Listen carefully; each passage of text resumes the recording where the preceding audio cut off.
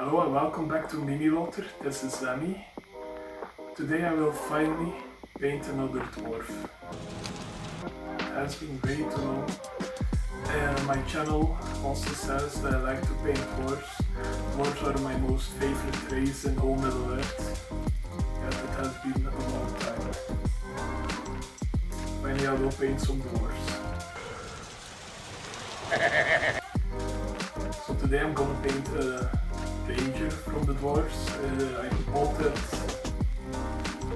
months ago and it just stood there. I was busy doing other projects like the second White Hand Army, and I've decided today is the day that I will paint my rangers. So come join me while I show you how I paint them. Welcome back to the desk. First off, I started with a black base coat and now I'm putting some thin coats of Sons of Horus green. I really think it goes well with the ranger aesthetic. But paint, it's a layer paint, so we need to layer it a couple of times to get a nice even coat.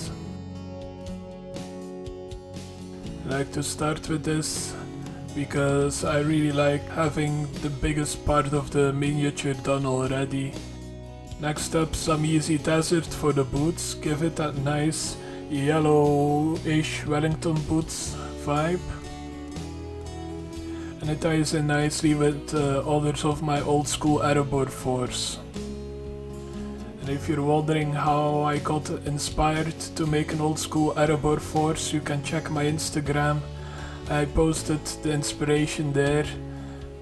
It is because of some old Games Workshop books I had. Now we're gonna finish up the cloak with kroak green. It's a nice shade paint and I personally think this goes very well together.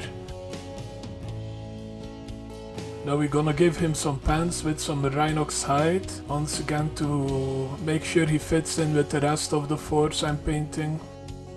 Templegar blue for his tunic. And also his sleeves. Need to give him that nice Erebor blue look I really fell in love with. Make sure you don't paint over the cloak.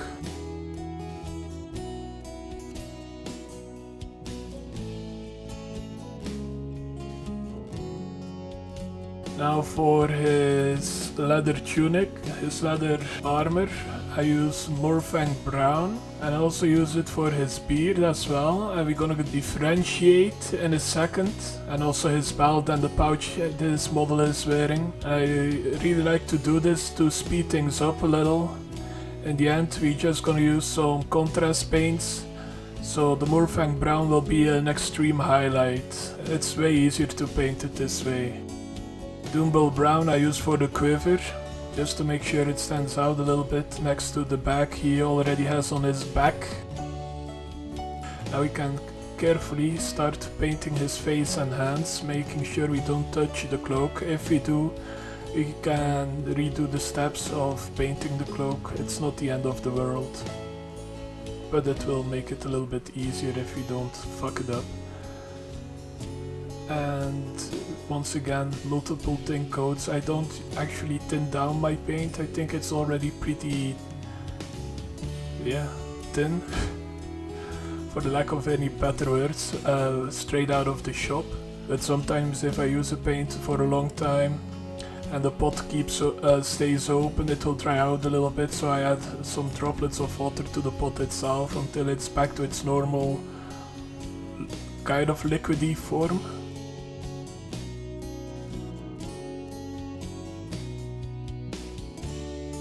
Phalanx yellow for the arrow fletching, and because it's yellow on black it will take a lot of fucking layers. So what I did here is just put some small strokes in one way and I go around the part that I'm trying to paint. I hope I explained it well enough and that it's visible what I'm trying to do.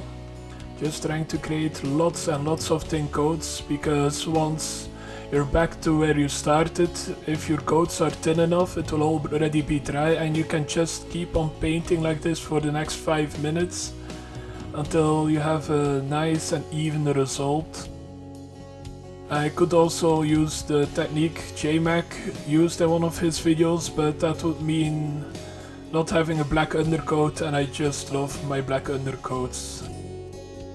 Now gorthor brown for the bow and the arrows themselves, not the fletching. And this is once again to tie in with the rest of the force I already have painted up. Personally, I really like this look, because I tend to use mournfang brown for most woods, and I'm trying to spice it up a little. If you watch my Iron Hills Dwarves video, you'll notice I didn't use mournfang brown for once.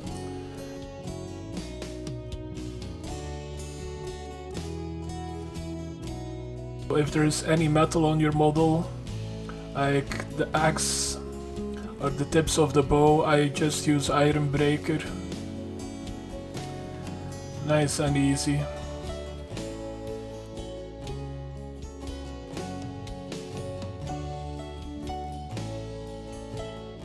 Remember when I told you that I would differentiate the fang brown parts? Now the part that is armor, I paint snakebite leather.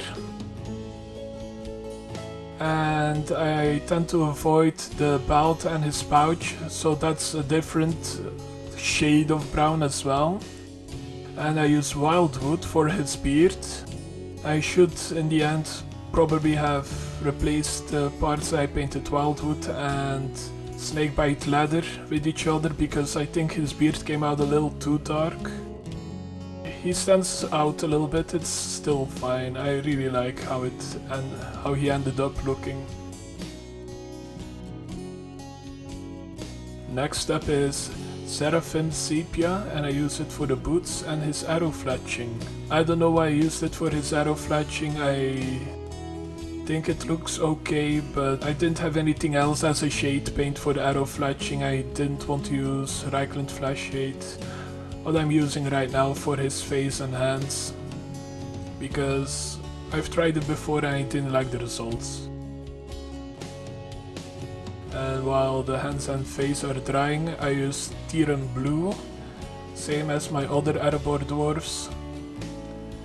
And because it's a very rich blue, I try to use a very thin coat actually, and try to leave it a little bit thicker where there is a natural recess in the miniature. But sometimes I get lazy and just slather on way too much.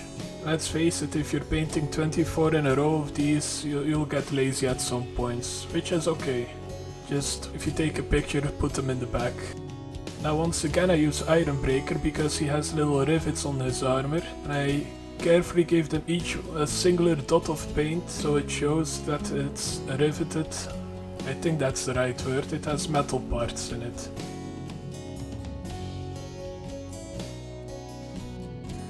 He's looking mighty fine already.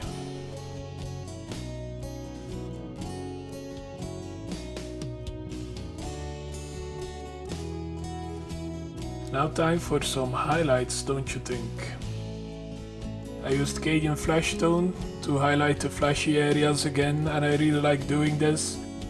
Using the same color that I used as a base layer for highlights, because the shades always make it a little bit darker.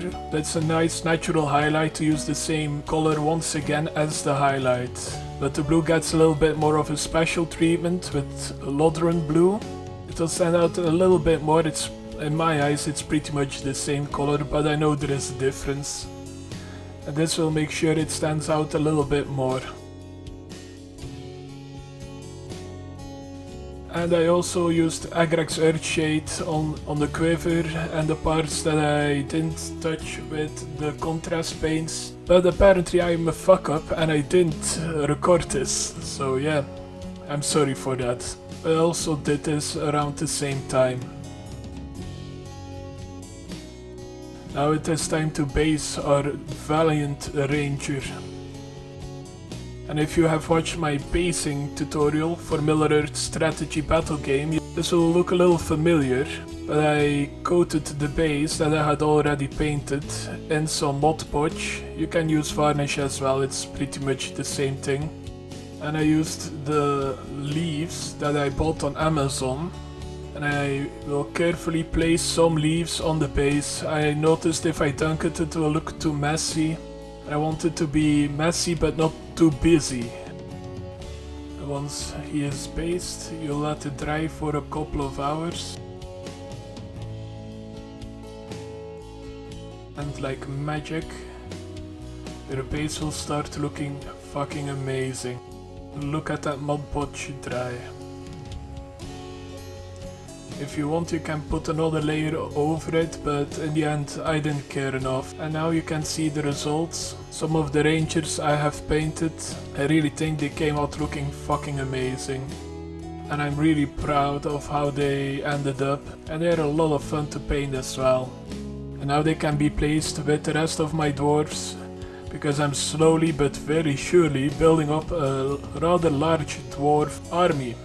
And because they're my favorite race in the whole range, I am planning on building the biggest dwarf army YouTube has ever seen. I have already ordered some more dwarves, believe it or not, and I will start making some conversions, and that's something you can look forward to in the future on this channel.